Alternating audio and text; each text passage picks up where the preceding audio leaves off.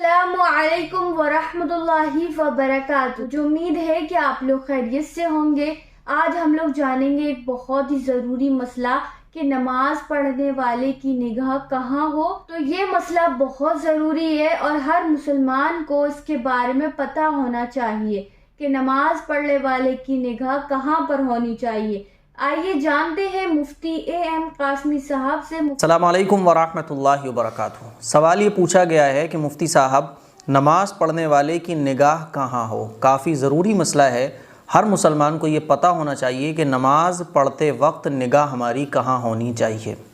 فقہا نے لکھا ہے کہ نماز پڑھتے ہوئے قیام میں نمازی کی نگاہ سجدے کی جگہ پر ہونا چاہیے۔ یعنی جب ہم لوگ قیام کہتے ہیں کھڑے ہونے کی حالت میں، جب ہم لوگ کھڑے ہوتے ہیں اور سورہ فاتحہ پڑھتے ہیں، پھر اس کے بعد کوئی سورت ملاتے ہیں تو اس کو کہا جاتا ہے قیام۔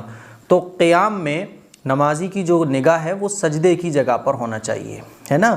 اور رکوع کی حالت میں پاؤں کے ظاہری حصے پر نگاہ ہماری ہونا چاہیے، اور سجدے کی حالت میں جو ہماری نگاہ ہے وہ ناک پر ہونا چاہیے۔ جب ہم سجدے میں ہوں تو ہماری جو نگاہ ہے وہ ناک پر ہونا چاہیے۔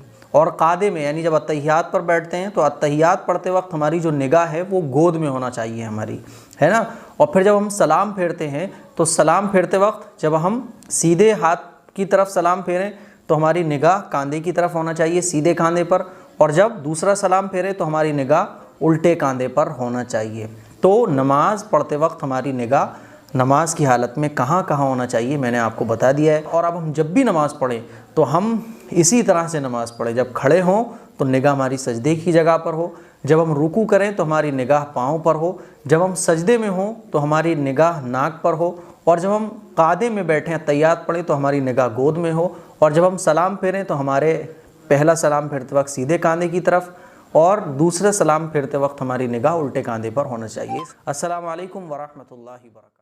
مجھے امید ہے یہ کلپ آپ کو ضرور پسند آئی ہوگی۔ اس کلپ کو شیئر کریے گا۔ السلام علیکم۔